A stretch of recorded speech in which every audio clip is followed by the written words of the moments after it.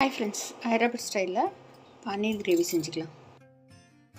Oil விட்டுட்டு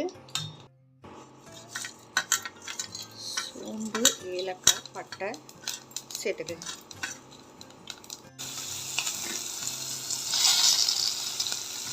இஞ்சி, பூண்டு சேர்த்துக்கலாம். வெங்காயம், சால்ட்டு,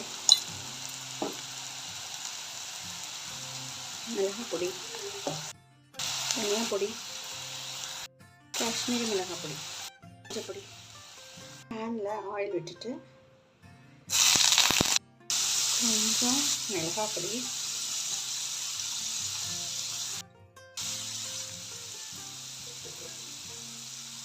பொடி, சால்ட், புதினா, கொத்தமல்லி, கொஞ்சம் சால்ட், பச்சை மிளகாய். ஒரு வானிலையில் 2 டேபிள் ஸ்பூன் ஆயில் விட்டு இவ்வளோ கரம் மசாலா சேர்த்துக்கலாம். பட்டை, அரைச்சி பட்டர் கொஞ்சம் ஆட் பண்ணிக்கலாம். மில்க்கு இல்லைன்னா க்ரீம் ஆட் பண்ணிக்கலாம். கொஞ்சம் சால்ட், கரம் மசாலா,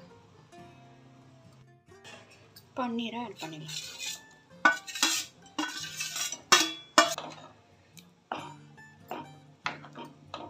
கஸ்தூரி மேத்தி,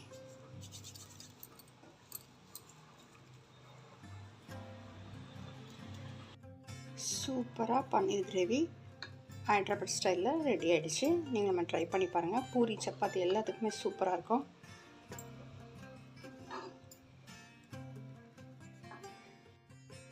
நான் பூரியோடு தான் சர்வ் பண்ண போகிறேன்.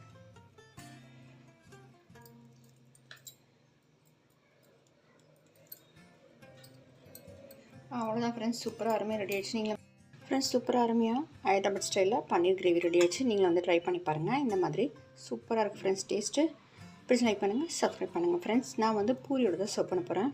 ஹைதராபாத் ஸ்டைல் பன்னீர் கிரேவியோட பூரியோட சூப்பராக அருமையாக ரெடியாக இருக்குது. பிடிச்சி லைக் பண்ணுங்கள், சப்ஸ்கிரைப் பண்ணுங்கள் ஃப்ரெண்ட்ஸ். தேங்க்யூ.